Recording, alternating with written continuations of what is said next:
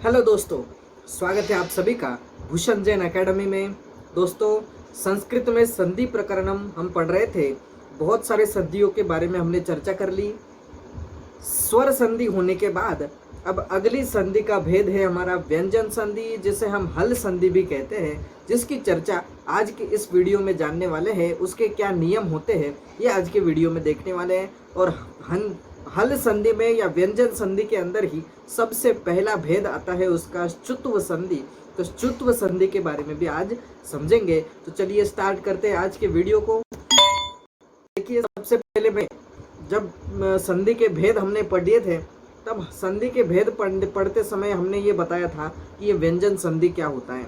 व्यंजन को हल क्यों कहा जाता है? हल इसलिए कहते हैं क्योंकि हल एक प्रत्याहार है, और ये प्रत्याहार आप जब कभी भी माहेश्वरी सूत्र पढ़ोगे तो ह से लेकर ल तक जितने भी वर्ण आते हैं वो सारे के सारे व्यंजन वर्ण हैं। व्यंजन वर्ण 33 प्रकार के होते हैं, और सारे के सारे व्यंजन वर्ण ह से लेकर ल के बीच में आ जाते हैं, इसलिए उसको हल कह दिया जाता है। तो इतनी बात हमने पढ़ ली थी। अब आज समझेंगे कि ये व्यंजन संधि का अर्थ क्या है। हमने ये सारा समझ लिया है, फिर भी एक बार जान लेते हैं व्यंजन संधि का मतलब क्या है। तो देखिए, जब किसी व्यंजन या हल वर्ण के साथ व्यंजन अथवा स्वर वर्ण का मेल होता है तो वहां व्यंजन संधि मानी जाती है।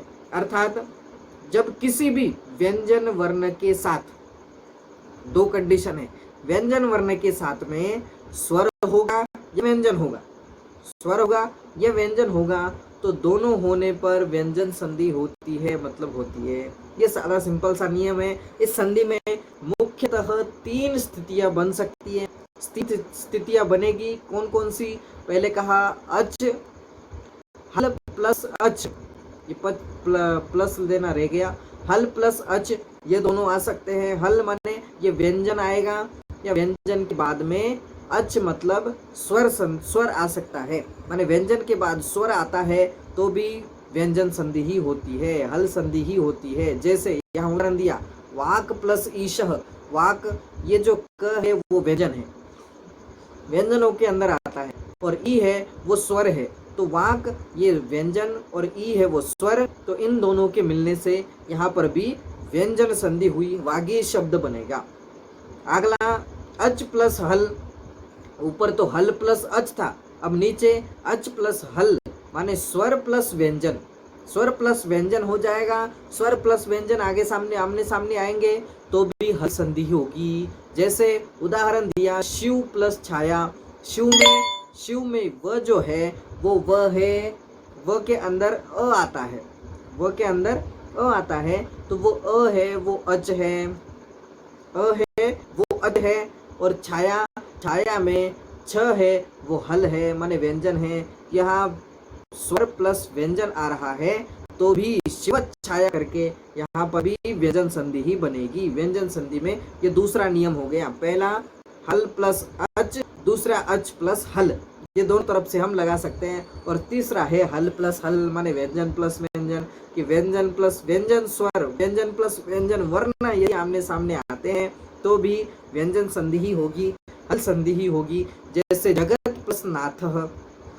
जगत त में त है तो त वो आधा है, त आधा होने के कारण ये व्यंजन है। तो व्यंजन, और यहाँ पर भी नाथ में न आ रहा है पहले, तो यहाँ पर भी न आ रहा है, तो न आने के कारण यहाँ पर भी जगन्नाथ, इस प्रकार की ये व्यंजन संधि होगी। तो व्यंजन संधि का नियम हमने सामान्य सा समझ लिया कि व्यंजन संधि होती क्या है। तो 3 कंडीशन इसमें बता दी गई थी, आपको पहले भी पढ़ा दिया था। अब थोड़ी सी रिवीजन हमने कर ली। अब आगे बढ़ते हैं। अब आगे हमें देखना है कि ये च्युत्व संधि क्या होती है। व्यंजन संधि का पहला भेद, स्वर संधि हमने पढ़ ली थी। स्वर संधि के बहुत सारे भेदों के बारे में चर्चा कर ली। अब व्यंजन संधि में भी बहुत सारे भेद होते हैं, तो उसमें से पहला भेद है च्युत्व संधि। च्युत्व संधि का अर्थ क्या होता है? च्युत्व का मतलब क्या होता है? देखिए, यहाँ सूत्र दिया गया है, सूत्र के आधार से अपन समझेंगे तो आपको आराम से समझ में आ जाएगा। च्युत्व का अर्थ होता है, च्युत्व मतलब होता है कि च्यू हो जाना, च्यू हो जाना, इसलिए उसको च्युत्व नाम दिया गया। मतलब इसका अर्थ क्या है? देखिए, अभी अपन देखते हैं, स्तोश्चुनाश्चुः, ये सूत्र है। स्तोश्चुनाश्चुः, स्तोश्चुनाश्चु का अर्थ क्या होगा? यहाँ देखिए स और त, ये दो वर्ण आपको दिखाई दे रहे हैं। तो यहाँ से स बाहर आएगा और त में से तो है, इसलिए इसमें से हमें त वर्ग बाहर निकालना है। तो यहाँ से स आया बाहर, तो स्तो का मतलब हो गया ये स, और त में से निकालना है त वर्ग। तो त में क्या क्या आएगा कि त थ द ध न।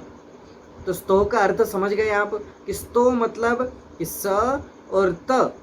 स तो अकेला सिंगल आएगा और त मतलब कि त थ द ध न, ये सारे वर्ण इसके अंदर आ जाते हैं। माने त वर्ग में जितने वर्ण आते हैं वो त थ द ध यहाँ आ गए।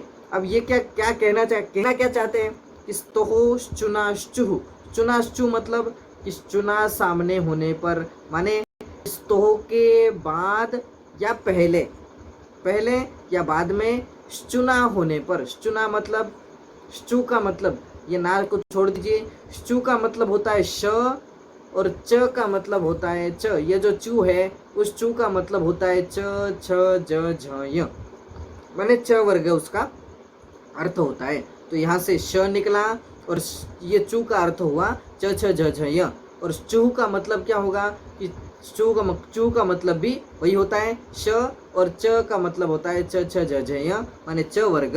तो यहाँ से ये स्तोह चुनाश्चु, ये शब्द का अर्थ, माने ये जो सूत्र लिखा हुआ है, इन सूत्रों का अर्थ आपके ख्याल में आया होगा कि स्तोह मतलब स या सकार, जिसको सकार कहते हैं, या त का अर्थ होता है त वर्ग। तो त वर्ग में आने वाले त थ द ध न। चु का मतलब होता है शकार, और च वर्ग के अंदर आने वाले च छ झ झ य, ये सारे वर्ण। और चु का अर्थ वही है शकार, और च वर्ग के अंदर आने वाले ये सारे वर्ण। तो इसका मतलब क्या है, अब हमें आगे करना क्या है, ये तो हमें समझ में आ गया कि ये सूत्र दिया गया है। अब इसका अर्थ क्या होगा देखिए, अर्थात दंत्य स अथवा त वर्ग त थ द ध न के साथ तालव्य श अथवा च वर्ग च छ झ झ य के किसी वर्ण का मेल होता है तो दंत्य स को तालव्य श में तथा त वर्गीय वर्णों को क्रमानुसार च वर्गीय वर्णों में बदल दिया जाता है। इतनी बड़ी बात आपने कह दी, हमारे तो कोई समझ में नहीं आई। अब इसको अपन और सरल करके समझाते हैं। मतलब ये सूत्र के आधार से अपन समझने जाएं तो बहुत सिंपल है। मतलब कि ये स्तो जो है, ये स्तो इसके बाद में या इसके पहले, दोनों तरफ पहले या बाद में यदि श्चु होता है तो बदलेगा स्तो ही, और किस में बदल जाएगा, श्चु में बदल जाएगा। देखिए अपन और सिंपल करके समझते हैं। यहाँ लिखा हुआ है स त थ द ध न, सकार त वर्ग के सारे वर्ण, तो ये सामने तो रहेंगे ही रहेंगे। ये स्थानीय वर्ण है तो ये सामने रहेंगे।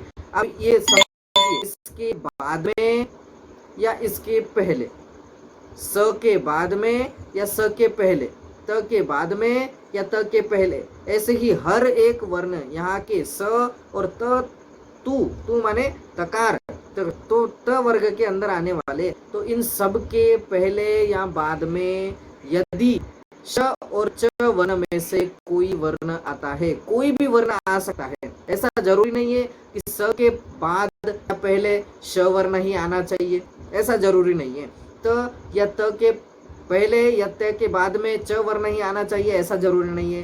त के बाद में इनमें से कोई भी एक वर्ण आ सकता है, या त के पहले भी इनमें से कोई एक वर्ण आ सकता है। तो कोई भी वर्ण किसके बाद में या किसके पहले, स और त वर्ण, स और त वर्ग के पहले या बाद में श और च वर्ग में से कोई भी एक वर्ण आ जाए, कोई भी वर्ण आ सकता है, पहले आएगा या बाद में आएगा, ऐसा कोई जरूरी नहीं है। अभी तक हम देख रहे थे कि पहले एक वर्ण आता था और बाद में एक वर्ण आता था, पर अभी थोड़ा नियम चेंज हो रहा है।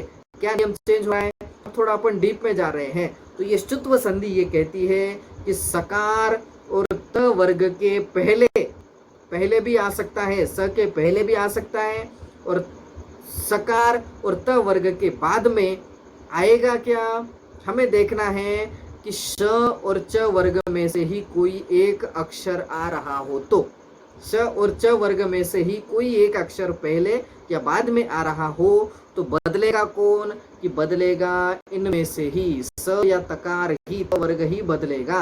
बदलेगा हमेशा वही, माने यदि सकार और त वर्ग की संगति पहले हो या बाद में हो तो किसके साथ हो रही है कि ये शकार और च वर्ग के साथ ही इसकी संगति हो रही है। इसलिए बदलेगा कौन कि यही बदल जाएंगे। और किस में बदल जाएंगे कि स बदलेगा तो श हो जाएगा, त बदल के च हो जाएगा, थ बदल के छ हो जाएगा, द बदल के ज हो जाएगा, ध बदल के झ हो जाएगा और न बदल के य हो जाएगा। माने क्रमानुसार इसी में परिवर्तित हो जाएंगे। संगति का असर पड़ जाएगा और संगत के कारण उसके रूप ही, उसके जैसे ही ये बन जाएंगे। इतना सिंपल सा नियम है, आपको समझ में आ गया होगा। सकार और त वर्ण के पहले या बाद में यदि शकार और च वर्ग का कोई भी वर्ण पहले या बाद में आता है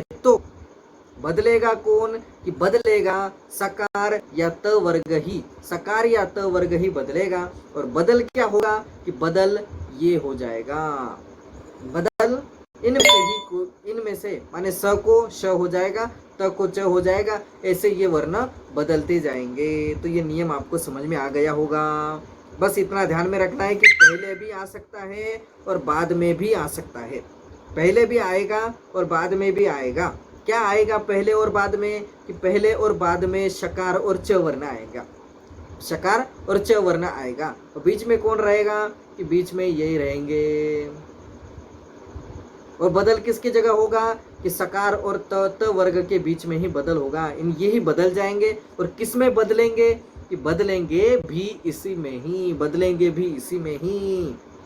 बस इतना है कि स को श, त को थ, त को च, थ को छ, द को ज, ध को झ और ण को य हो जाएगा। अब अपन उदाहरण देखते हैं, उदाहरण देखेंगे तो आपको और क्लियर हो जाएगा। देखिए यहाँ उदाहरण लिखा हुआ है, हमने ये देख लिया था, ये नियम यहाँ सामने रखा हुआ है आपको देखना है। उदाहरण सबसे पहले हरीश, हरीश ये स आपको दिखाई दे रहा है, स इसमें से है, ये स यहाँ से लिया गया, मतलब स यहाँ आ रहा है बराबर। अब नियम ये था कि ये स के पहले या स के बाद में इनमें से कोई एक वर्ण आता है तो अभी क्या नियम यहाँ लागू हो रहा है कि स के बाद में यहाँ श आ रहा है। पहले भी आ सकता था, कोई जरूरी नहीं, पहले भी आ सकता था, पर अभी यहाँ बाद में आ रहा है। इसलिए बदल किस में हो जाएगा कि बदल स में हो जाएगा। और स किस में बदल जाएगा कि ये नियम था कि स श रूप बदल जाएगा, श जैसा हो जाएगा।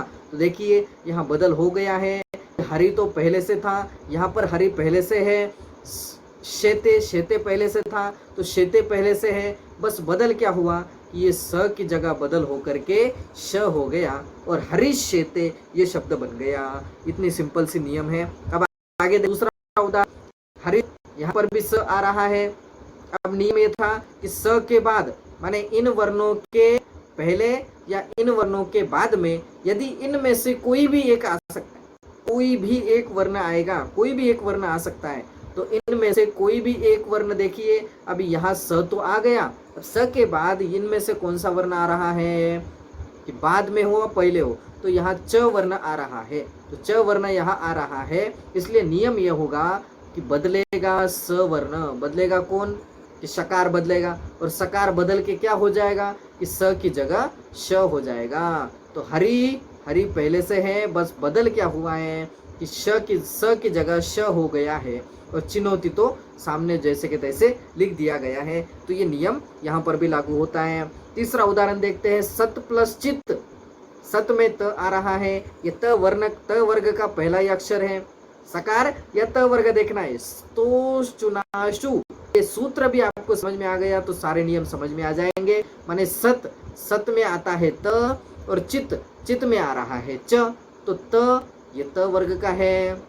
और नियम ये था कि इसके पहले या बाद में इनमें से कोई एक वर्ण आता है तो कौन सा वर्ण आ रहा है कि च आ रहा है। तो च आने के कारण बदलेगा, त में बदल हो जाएगा। और किस रूप बदल जाएगा कि त बदलेगा तो च रूप बदल जाएगा, त बदलेगा तो च रूप बदल जाएगा, इसलिए यहाँ सच्चित बन गया। सच्चित शब्द की उत्पत्ति हो गई। आपको ये थोड़ी थोड़ी सी बातें समझ में आ रही होगी, थोड़ी प्रैक्टिस करनी पड़ेगी तो और बातें ये क्लियर हो जाएगी। 4 नंबर का उदाहरण देखिए, महद। महद प्लस झंकार। महद, महद देखिए द इसमें आ रहा है कि हाँ द इसमें आ रहा है, त थ द ध, तो द आ रहा है, तो द के पहले या बाद में? अब पहले तो नहीं आ रहा है, बाद में क्या आ रहा है कि बाद में इनमें से झ वर्ण आ रहा है। झ वर्ण आ रहा है तो झ वर्ण आने के कारण बदल क्या होगा कि द की जगह क्या बदल जाएगा कि ज बदल जाएगा। द की जगह ज हो जाएगा। पहले जो हमने देखा था उसको आपको याद करना पड़ेगा, कौन सी जगह क्या बदल जाएगा। कुछ नहीं है, सादा सिंपल सा नियम है। स को श हो जाएगा, त को च हो जाएगा, थ को छ हो जाएगा, द को ज हो जाएगा, ध को झ हो जाएगा और न को य हो जाएगा। इतना सादा सिंपल सा नियम है, इसलिए यहाँ द आ रहा है तो ज हो जाएगा, द की जगह ज हो जाएगा। ये श्चुत्व संधि का नियम है, ये व्यंजन संधि के अंदर आता है, इसलिए महद झंकारः ये शब्द की उत्पत्ति हो गई। आपको पूछा जा सकता है, यदि सूत्र याद होगा, यदि नियम याद होगा, आपके दिमाग में क्लियर होगा तो आप इसको सॉल्व कर सकते हो। पांचवा उदाहरण देखिए, सत प्लस चरित्र। आपको समझ में आ गया होगा। सत, सत यहाँ आ रहा है त, चरित्र में च आ रहा है तो च भी है, तो ये श और चकार वर्ण में से चरित्र आ रहा है, इसलिए बदल त की जगह हो जाएगा और त को क्या बदल जाएगा कि च रूप बदल जाएगा, तो सच्चरित्रः ये शब्द की उत्पत्ति हो गई। ऐसे आगे महद ज्ञानम, महद प्लस ज्ञानम, तो महद, महद में देखिए महद में द है, यहाँ से द लिया गया है। ज्ञानम, ज्ञानम में सबसे पहले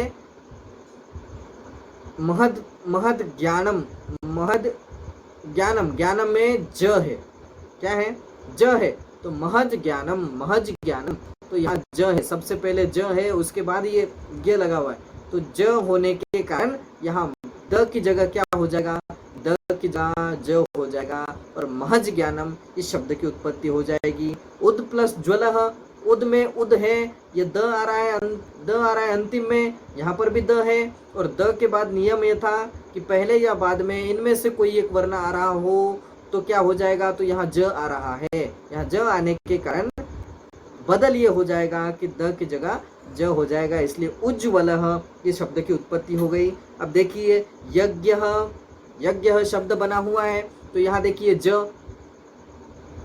आ गया पहले, न आ गया बाद में, ज आ गया पहले और न आ गया बाद में। अब ज तो हमें यहाँ दिखाई नहीं देता है, जो क्या यहाँ दिखाई देता है कि ज तो यहाँ दिखाई दे रहा है, तो मैंने क्या कहा था, मैंने ये कहा था कि इसके पहले या इसके बाद में इनमें से कोई एक वर्ण होगा, तो माने सकार और त वर्ग के पहले या सकार या त वर्ग के बाद में शकार या च वर्ग में से कोई एक वर्ण होगा तो ही ये नियम यहाँ लागू हो सकता है। तो यहाँ पर भी ये नियम लागू होता है कि यहाँ तो न आ रहा है तो न है यहाँ, और इसके पहले, न के पहले शकार या च वर्ग में से ज वर्ण आ रहा है, तो ज वर्ण आने के कारण दोनों तरफ लग सकता है, ये आपको बात ध्यान में रखनी है। इसलिए बदल कहाँ होगा कि बदल ज में नहीं होगा, बदल तो कहाँ होगा कि बदल न के अंदर ही हो जाएगा, और न के अंदर बदल हो गया, इस कारण से यहाँ